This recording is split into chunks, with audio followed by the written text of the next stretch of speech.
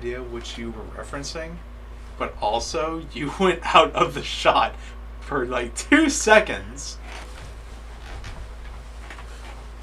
What are we watching? There's no intro. We're cutting the intro. We are talking about My Neighbor Totoro and Mad Max Fury Road.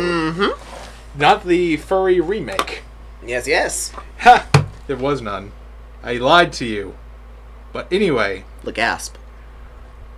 So we talked about Clue first the last time, which was Bryce's favorite movie. Today we will talk about mine first. Indeed. Mad Max the Furriest of Roads.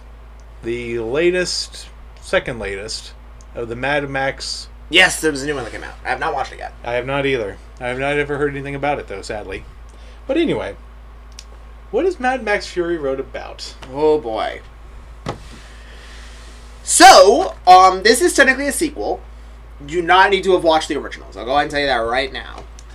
If you do watch the originals, I recommend having a big bottle of cognac.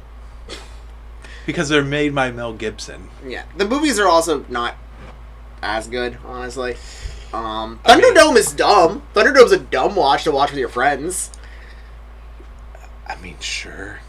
Why would you... I mean, if it's a way for you to no longer have friends anymore... Yeah, I guess you don't like Thunderdome.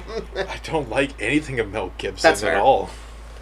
I almost barely didn't want to watch Mad Max Fury Road when it came out, but when somebody said, I promise you it's fun, I thought, fine, I'll bite the bullet. And yeah, they were right. The best way I can describe this movie from the get-go? Fun. Yes. Very fun. But the plot of the movie. Mm-hmm. What is this plot? So the plot of the movie follows, well...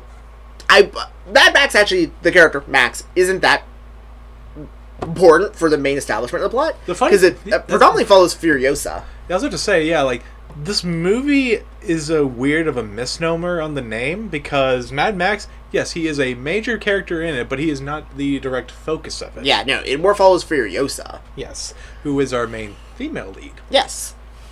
So, Mad Max Fury Road takes place far into the future. Mm-hmm. Another sand movie. Yes. Because we cannot get away from sand. And it takes place in the apocalypse nondescript. Yep. Welcome to the apocalypse, Mr. Squidward. I hope you like leather. So, there's no description of, like, where this is, or how it happened, or anything like that. It's just, the apocalypse happened. Yes. There's, like, a little bit of, like, insinuations, like, the world ran out of resources kind of thing. Yeah, because, like, water is a very prized resource in this world. So, like, that's the only thing we really get, is, like... It's quite literally the opposite of Waterworld. I've seen land out there. It is real. Actually, that's not even a line said in that movie, actually, now that I think about it. But, it follows Furiosa trying to break out the harem of Immortan Joe. Yes. Immortan Joe is essentially like... He's the villain. He's the main villain, yes. And he's the ringleader of this giant like a cult. Yeah, because literally Mad Max... Take your preconceived notions of all of the world religions of today. They're basically long forgotten and gone at this point. Literally... There's just a whole other new religion entirely in Mad Max's world. I mean, which I guess kind of makes sense, because when the world is basically ended, you kind of have a weird reset of sorts happening. Yeah. So, there's a lot of things insinuated throughout the movie about, like, who, like, the leaders are and all this kind of stuff and how things operate. But it predominantly follows Immortan Joe and his war boys as the villains. Yes. In which Furiosa kidnaps, you could say, but really rescues this big old harem of Immortan Joe, all of whom he has impregnated. Yes, like 5-ish women. Yes. And then, well, this is, I guess, a spoiler for this, one of whom dies in the scuffle of trying to break out. Yes. So, he's mad. Mm-hmm. Furiosa's upset because she failed one of the women. Mm-hmm. Still, there's going to be some chaos ensuing, though. Yes. With this, I want to move on to the writing. Yes, let's go. Because this movie actually has a very unique form of writing. Go for it. Because this movie wasn't originally written with scripts. This was written with panels. This was designed as if it was an animation movie. Yeah. This was given cards where they were like, this thing's going to happen, pin that up, this thing's going to happen, pin that up, and then you follow the series of events. Mm-hmm. Which is very different, but it works for action, because this movie has very little dialogue in it. Literally, it's honestly mostly scene after scene of just constant action scenes. You could probably watch this movie muted and still get, like... the basic gist of it. Yeah, like, you can probably follow the plot pretty easily. I always try to... whenever I tell people about this movie, I just say, this is the movie with the flame-throwing guitar on it. Yes, that... But yeah, that's production and everything, but, like, literally this whole movie is just them being like, okay, we're gonna just write this movie, like he said, like Bryce said, as an animated movie with just, like, screen cards. And they're just like, okay, everything is gonna fit into this right here, but how can we weave a whole story around it? And it's like, okay, we're just gonna have this woman steal this group of women that is being in a huge harem with a cult leader. Yep. That's essentially what the whole entire plot is, and honestly, it works. Yeah, it works amazingly. The story is still relatively important, but it's so simple and easy to follow along with. Yep. And a lot of it is following action set pieces, which we'll get a lot more into with production. Yes. But... let's go to acting then. Yes.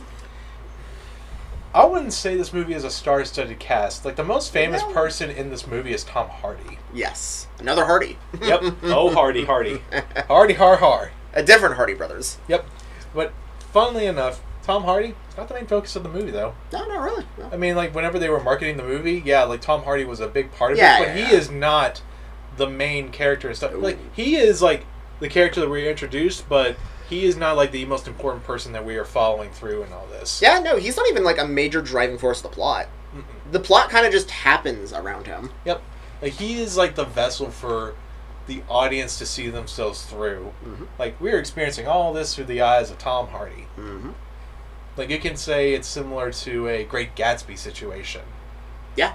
Where you have our main character that wants to make it big in New York, but you're just experiencing all the things that he's doing with Gatsby in 1920s New York. Yeah, across the river kind of stuff. Across the river and stuff.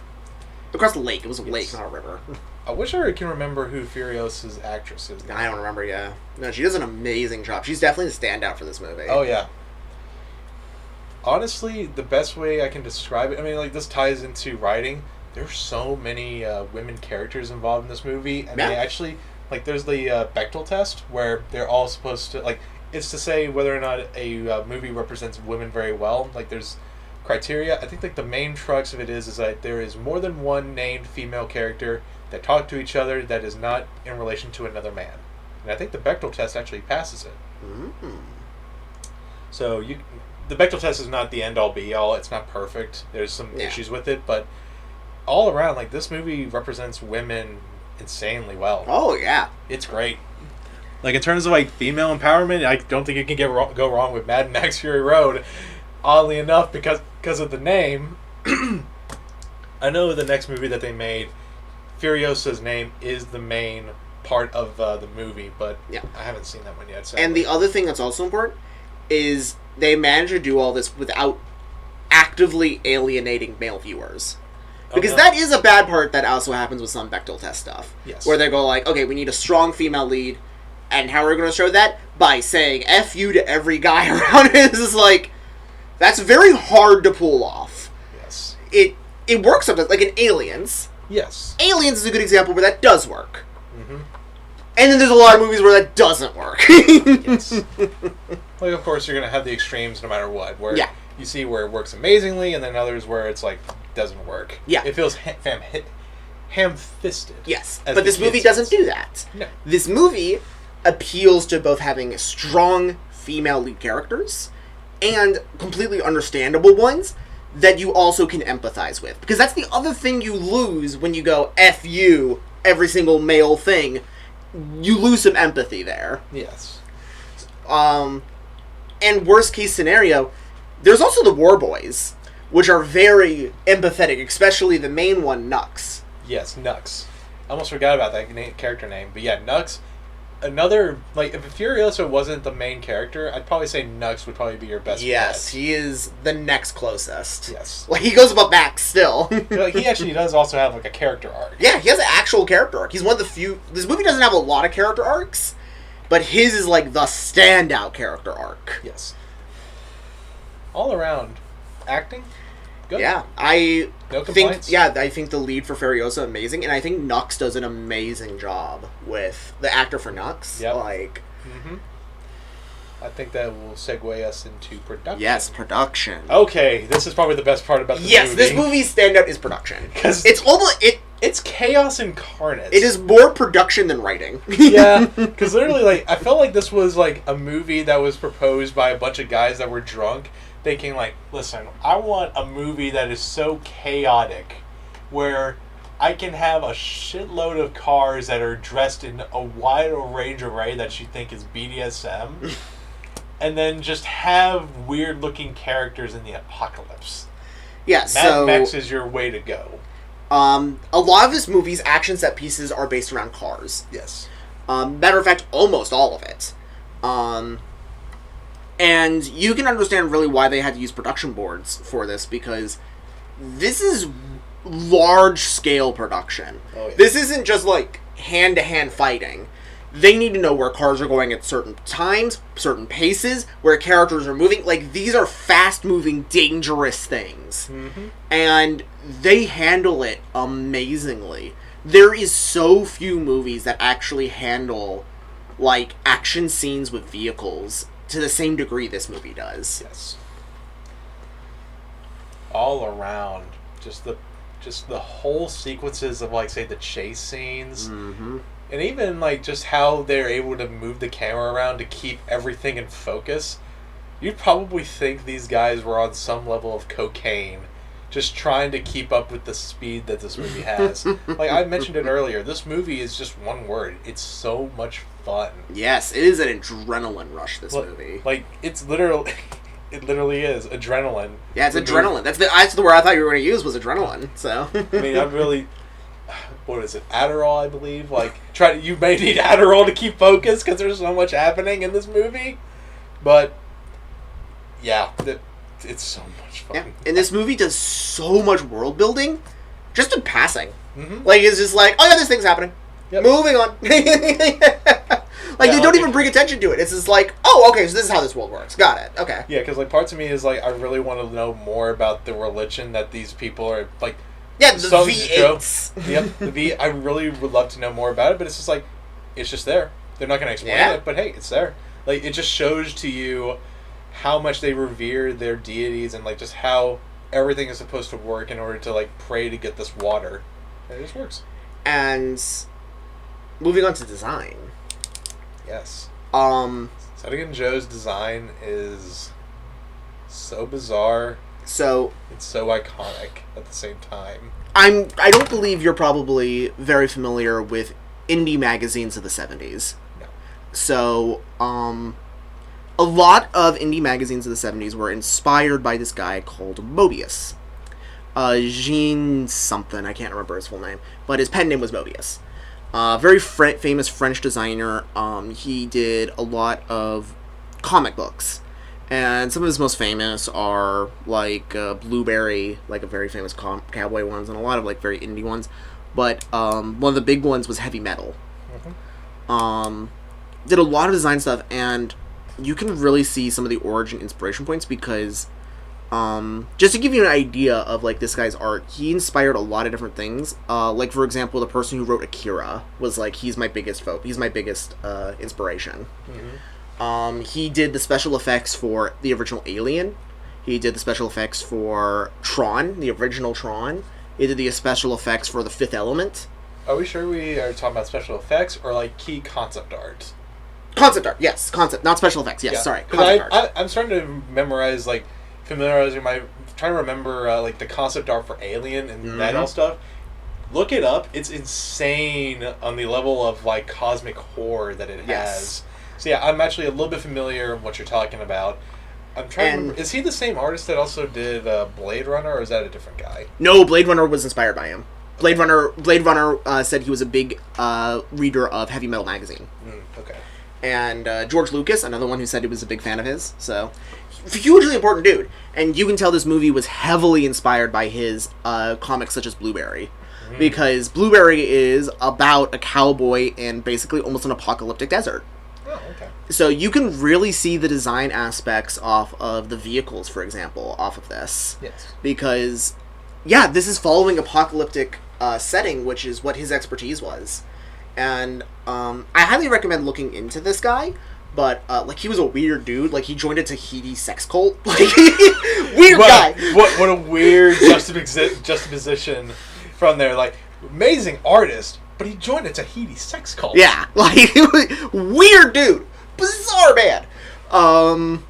But very iconic with his designing and art. And you can absolutely tell the design off this movie very heavily leans into this. This kind of old 70s, like, indie-style magazine art.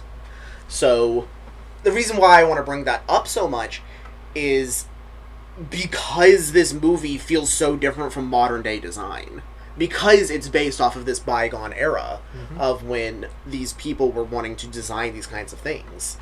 The movies that were coming out at the time being things like Star Wars and, like, years later, things like Akira that were all inspired off him. And obviously he did, like, Tron and Alien. And not a lot of people, I think, realized how much the design like, how much he contributed to design, but also how much this movie references that older style to it. The only difference is it's made with a production quality that was not possible in, like, the 70s. Like, this movie would have never happened in the 70s. Ever! Not in the wild years. Oh, man. So... yeah. That's a whole spiel about the inspiration behind this. But hey, great love letter. Yes. Great love letter. I mean, it definitely stands out because I think a large amount of the designs of some of the characters are pretty iconic. Yes. And also explains why this movie doesn't feel like it's as much inspired by the original series. Because the visuals here in this movie are nothing like the original Mad Max. Yeah, the original Mad Max is very much more centric on wearing leather. Yeah. Like, it feels like a BDSM movie. So... if you really want to be technical, I guess. If you're watching this and being like, wow, why does this movie seem so different than the original Mad Max stuff? It's because of the inspiration. They're not inspired by Mad Max. They're inspired by indie magazines. Would you recommend this movie to Easily. Yep. Easy.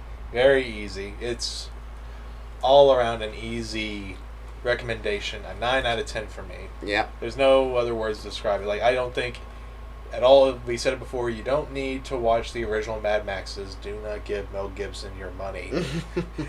I would be surprised if he still has the rights to it. So. I would be too. I mean, I don't know. Find a different way to watch the movie, I guess. I don't know. Borrow it from your weird, creepy uncle that you meet every once in a while. Anyway, yes, I believe Mad Max Fury Road. Do watch it. 9 out of 10 for me. Easy 10 for me. I think this is one of, if not the best action movie ever made. Understandable. Like, yeah. All right. We're going to flip over to the next movie.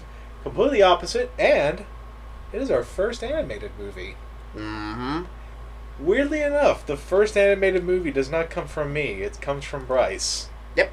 According to Chris, our friend, who always said Bryce hates animated movies. Yeah. Anyway, it is My Neighbor Totoro, our first Ghibli movie.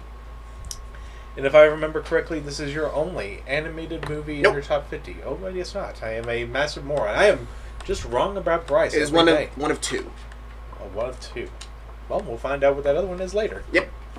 So yes, My Neighbor Totoro, a Japanese anime movie from the 1980s. One of the most iconic ones of Ghibli. It actually might be the most iconic. Yep, and one of the first Ghibli movies. Yes, it's one of the first. Along with Grave of the Fireflies, I believe. Yes, it was a double feature with Grave of the Fireflies, which means, of course, you watch one movie, you might have a small break in between, but then you watch the next movie. Yeah. So they came out the exact same day. Which, if I remember correctly, is My Neighbor Totoro followed by Grave of the Fireflies. That is hilarious. A movie to just... watching this nice little movie and then watching a movie to destroy you. The real juxtaposition is just insane. It's insane that they were a double feature. I know why they were a double feature, but it's insane that they were. Yes. So, what is My Neighbor Totoro about? So, My Neighbor Totoro follows two young girls that are now moving to the countryside with their dad. With their dad. And their mother is in the hospital, and they're currently waiting for their mother to get back home. Yes. And it's these two girls, though it is not quite like summer break, but they are enjoying, like, the summer. Yeah. It is sunshine and rainbows outside. Mm-hmm. And this is a movie basically all about child imagination. Yep. Because there is like these little weird little creatures that are just in their garden side until they finally meet about a character that's just named Totoro. Well, they call Totoro, yeah. Yeah, they call him Totoro. Totoro. I can't do the voice. Yep. Pretty much, yeah. This whole movie is all about the exploits of childhood imagination. Yep. Or at least a love letter to being an imaginative child. Yep. So, I guess we can move on to writing. Honestly, there's not much to really spoil because this movie has very little to no plot. Yeah, I was about to say, like, whenever I was like, oh yeah, how do I explain the plot to this movie? It really doesn't feel like there is one. It's just a standard slice of life esque movie where, yes, there is like a climax of some sort, but it just felt like a scene of like, hey, this movie needs to have an ending somehow. They definitely did feel like, okay, we can't just end randomly. We actually need to have something happen and then end on that. Yep. So, the writing. I think it pretty much is a fine writing point. Like, it's a simple plot. Characters are very well likable. There's nothing really to complain about. Like, to me, like, the writing, it is so inoffensive. Yeah. Like, I'd be amazed if you find something offensive about... Well, actually, maybe one, and it's the scene where the father is having a bath with his daughters. Oh, yeah, it's a cultural thing. But that's a cultural thing. It's really not something to, like, snicker over. It's like, no, it's just a cultural thing. Yeah. Other than that, there's really not much else. I mean, like, the girls are just kids. Yeah. They just good kid writing. I'll give that. Like, it's very believable. Yep, good kid writing. The dad is a dad. He's present. And the mother is just in the hospital. Yeah. And there's just really nothing else. There's not very many characters. Yeah. I feel like most of it comes to production when we talk about that. Yes. So. The acting, this will just turn into the voice acting, in which, depending on what you've seen, I have seen both the original Japanese the original Japanese audio, and I have seen the English audio. The English audio, yes. Or colloquially called the dub. Yes, colloquially called dub. There is actually 2 English dubs. Yeah. My list particularly has the second dub. Yes, the second dub, which was done by Disney, I believe. Yes, I believe that's correct. Yes, the first one I think was done by Fox, and from what I've read online, it is sometimes called the Rugrats dub. Yes. So the acting in the original dub is comparable to, like, for the young girls, for example, they sound like a Rugrats character. If you don't know what that is, that's a television show from Nickelodeon in the 90s. So this is where we actually have to talk about translation of Japanese. Yes. Because for a long time, studios simply did not see money in translating these types of things. Yes. And subs became very popular, aka subtitles, colloquially called it sub. Yeah. And then some smaller businesses were like, we don't want to spend much money on this. We'll pay a couple of bucks for a really small studio to give English audio. Yes. And so for, like, decades... There's actually a very easy comparison for this, and it's also a Studio Ghibli movie. Actually, no. Pre-Studio Ghibli, I should say. Same people worked on it, like, same director and everything, and some of the same staff. It is Nausicaa of the Valley of the Wind. It was brought to the United States around the late 80s, and they changed up so much about it. Because this movie has a main female protagonist, but they decided, let's change it to being called, instead of Nausicaa of the Wind, or Nausicaa of the Valley of the Wind, Warriors of the Wind. They changed the cover art to having 3 characters that are not in the movie whatsoever. Our main female lead is just in the background somewhere on a glider. It's like, and then the dubbing, completely changes the story. Same exact thing they did for the 7th Star Wars movie in China. Yes. Yep. We can't have a black man on the cover! Oh my god. But, but this is a similar situation with Totoro where cheap studios will buy the rights for the movie because it's so cheap because nobody knows who Totoro is, and then they just dub it and they don't have any interest in following the original Japanese audio. And then it's a more recent affair, circa 2010s, mid-2000s, 2010s. Studios began realizing, wait, if we actually hire good acting, people will like it. Yes. So there began to be a cultural shift to where dubbing began becoming good and accurate. Or so there's more care to it. There's 2 camps because of this. Yeah. There is the original, circa 80s, 90s, 2000s, where it's bad. It's just bad. Most bad. There are some there's some that get away. Some hidden gems in there, but the original Totoro one, I have never seen it, but I've seen clips. I'm not crazy about the Rugrats-esque audio for the girls. And this is where, in my opinion, a lot of, the old guard anime fans come from. Yeah. Where they're like, the dub is awful. It's never good. Because they watch the stuff from the 90s, Sailor Moon-esque stuff, where it's just they butchered it. They butchered it! I'll be honest, I've seen bits of early Sailor Moon English dub and stuff. It's so bad that I think it's kind of good. I like it. It's funny. But, there's that old guard, and then there's the new guard where it's they actually put care into this stuff? Yes. So the dubs are good? Yes, so that's why there's always this big clash because of it. Yes. So that's when they started to go back and they redubbed the movies. They did this for a few Ghibli films. Yep. And Totoro is one of them. Yep, Totoro was one of them. They did it with Nausicaa. So Totoro, instead of those actresses that were giving those Rugrats type of voices, they brought in the Fanning sisters. Yep. And it's perfect because they're obviously sisters. Yep. And they sound just like sisters, bantering amongst each other. Yep. I'm trying to remember who else they brought in as well. They brought in other famous celebrities to voice and stuff. Yeah. But all around, acting, that's good. Luckily, there's better care being given to voice acting nowadays. Oh, yeah. Which is sad because Mel Blanc's no longer around. So that is true. Good Lord. I wonder... Mel Blanc would have benefited highly from better voice actor understanding. I wonder what kind of stuff he would have been put into if he was alive today. Oh my god, can you imagine? We would have a new animation revolution if he was around today. Mel Blanc, for those who don't know, Mel Blanc is the original voice of Bugs Bunny, Daffy Duck. He did Barney Rubble, in the Flintstones. But it's all the Warner Brothers television, shorts, Merry Melodies and all that stuff. He did maybe 90% of the voice acting. That's not an overstatement. That is probably accurate. He did so much for voice acting that a lot of people say he is the greatest voice actor to have ever lived. To this date, he has the most credits on TV shows, film, all of that is not pornography. Yep. That's a funny statistic, but that's true. Yeah, not most credits of non-pornography credits. Yep. Which, by the way, it's crazy how many pornography, if you count pornography, it's him and 13 above him. Which is just why is there so much porn? Hey, you know what they say, sex sells. Yeah, fair enough, sex does sell. But yeah, acting, it's good. Sublime. I have no issues with it. Alright, production. So yeah, here we go. Animation. Yep, animation. So it is very well done in animation. It's one thing you have to know about Studio Ghibli.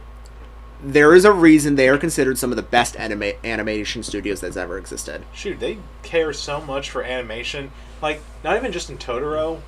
If you do any brief history lesson into Ghibli and what they do with their movies, Miyazaki, the one that directed this movie, and he directed most of Ghibli's movies, he is very meticulous and a massive perfectionist. Yeah. He even went as far as to go into one movie, and he was just making sure all of the frames were right, and he just had a pen with him just to make sure little things were right there and where you wanted them to be. So, massive perfectionist, and honestly, there's just no qualms that I have. Everything just feels right. Yeah. It fits into place.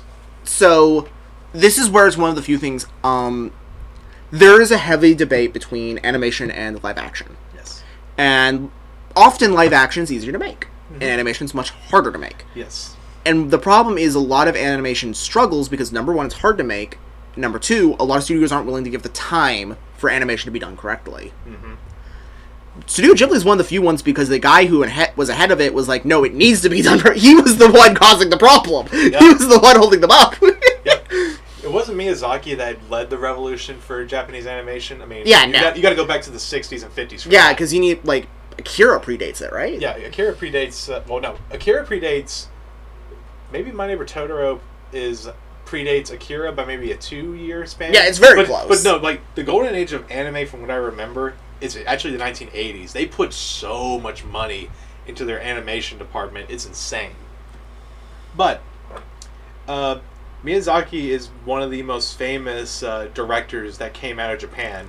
Not just in live action, but just in movies in general. Well, not just in animation, I should say. It's just movies in general. If you say a Miyazaki movie... If you're somebody that knows movies, you would be like, oh, I know one. Say, for example, Spirited Away is the most famous one. Princess Mononoke, Howl's Moving Castle, Ponyo. He's just very well known, and everybody just knows, oh yeah, he is a massive perfectionist. He deeply cares about the animation medium. Yep. So because of that, he's considered one of the best animators of all time. Yes. Not writers, necessarily. Animators. Yes. Funnily enough, when he went into college, he did not study to become an animator. Oh, wow. Yeah, he was actually a political science major. Yeah, funnily enough. I share the same major as him, but no, he was doing something else with his major originally, but then he got involved with film somehow. Yeah. So, yeah, he deeply loves the animation medium. He's one of the best animators of all time. You cannot go wrong with him, but he is very hard-headed from what people have said in interviews. Like, he is very stern. Like, if he wants it a certain way, you better do it. Yeah. Because he there will get is mad. A lot of clips of someone being like, we could just do this thing, which was the easier one, and him cutting into them. Yep. Like, how about this, for example? Howl's Moving Castle, for example. This came out in 2003, 2004. It is one of the very few times where Miyazaki agreed upon actually using CGI because of how hard it would be to animate the moving castle scenes. And he finally agreed, okay, fine, we will do some CGI in this, but not all of it. Yeah. Only certain bits, but not all of it. Only a little bit of computer effects to assist. Yep. But he is very much a fan of the pen and the paper. Yep. Which is a dying art form. Yeah. So. Yeah. Only Japan really does 2D art nowadays. Yeah. Some parts of Europe does it, but in North America, it's dead. North American does, like, imitation 2D art, yes. whereas computer-generated 2D art. Yeah, like, they use computer-generated images, or CGI, of course, to make it look like it's 2D. Yeah. In which, it looks good, but I still wish to see... It's very easy to mess up. Yeah, it's very easy to mess up. I still wish to see those classic Disney movies that were hand-drawn, like, say, The Lion King. I would love to see it in IMAX, for example, just to see all those scenes and, like, the 2D animation on the big screen again, but they don't do it. But notably, not every 2D 2D hand-drawn animation is beautiful, because there's some out there. There's some out there. Maybe one day we'll talk about a bad one, but... And I would also argue 2D anime movies are also some of the ones that age the worst. Yeah, sometimes. Because, especially when you go back to Silent Era... Yeah, oh yeah. Some of them were, I'm not going to sugarcoat it, effing racist. Even, like, when you talk about Merry Melodies, they've had some very racially insensitive, you could say. Yeah.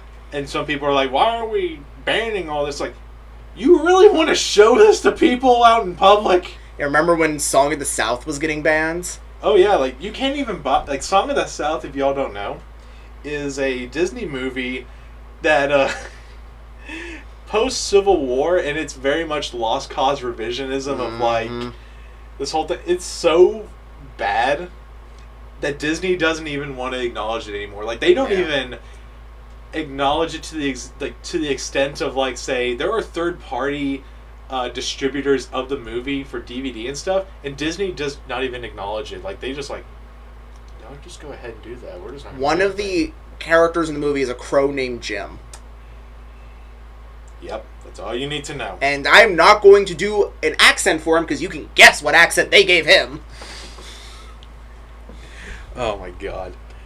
All around, let's go back with production. Yes, the actual good movies. back to good movies. Production, sublime. Mm-hmm. Fantastic animation. No and notes. Leads it directly into design. So colorful, but he can't see color. I'm kidding. No. It's beautifully colorful. Mm-hmm. It portrays the summertime of Japan insanely well. Yes. Without falling back onto what a lot love to do. It's like, it's a cherry blossom. Look how colorful it is. Yes. No, this is a lot more of like the traditional beauty. Yep. Especially when we're talking about like certain like forest scenes. Mm-hmm. Especially when like the younger character gets to, I shouldn't say trapped, but falls into Totoro's little grove area. Oh. And then they come back and they find like the large tree and this amazing hand-drawn kind of like traditional ritual. Yep, you see them growing the tree, and it just gets bigger and bigger. Yeah. And there's also the cat train. Yep, cat bus. Cat bus, that's right, cat bus. You just see all of his, like, you just see the design of him and just the drawing of him running into the field. It's just... and not to mention, the most iconic character to ever come out of Ghibli. Oh, Totoro himself. Yeah, Totoro himself. He's literally the poster child or the mascot of Ghibli entirely. So, and he arguably might be in the top 10 most iconic characters to ever come out of Japan. Shoot, he's referenced in various animated movies here in North America. I mean, I saw him in one of the Toy Story movies, if I can remember correctly. Yeah. Heck, they sell big Totoro stuffed animals that are like this tall. Yeah. Well, you can't see the bottom of the floor, but it's very tall, I promise you. All around, iconic character designs and just iconic scenes all around. And just the colors, beautiful. Mm-hmm. Yeah, like, this movie is not going to age a day past 50. Well, it's not going to age it's a timeless at all. Movie. It's timeless. Like, you could show it to anybody of any time. It's not going to age. So now I have a question for you. What? Would you recommend this movie? Absolutely. This is easy. This might be the easiest movie recommendation we've done yet. Yeah, like literally, like probably like the best way to watch this movie is right now when, as we're recording this, we're going through a whole winter storm-esque type thing. So the first time I ever watched this movie, I was an adult. I never watched this movie as a kid. I watched it as an adult. Dead of winter. A huge blizzard was going on. I was trapped at home, and I was like, I'm going to watch some movies. And I watched this one. Yep. Because this had been sitting on my desk for a while. And I was like, I'll give it a try. Yep. Put it on. It is perfect. It is a nostalgia that is unbelievable, even if you've never watched this as a kid. Yes. Easy one right there for me. I'd say it is... I'd say a 9 out of 10. I know you're going to say it's a 10. Yeah, it's a 10. Yeah. I know it's very high, and I do love this movie as well. All right. Next time on Cat Girl Film Z. Talk about other iconic characters from Japan. Anyway, we will be moving on to our number... You got this, I believe in you. 46. Greg, I went to college. I went to college. Thanks, Plankton. Anyway, we will be reviewing the movies Goldfinger from Bryce, which is about 1 hour 40 movie.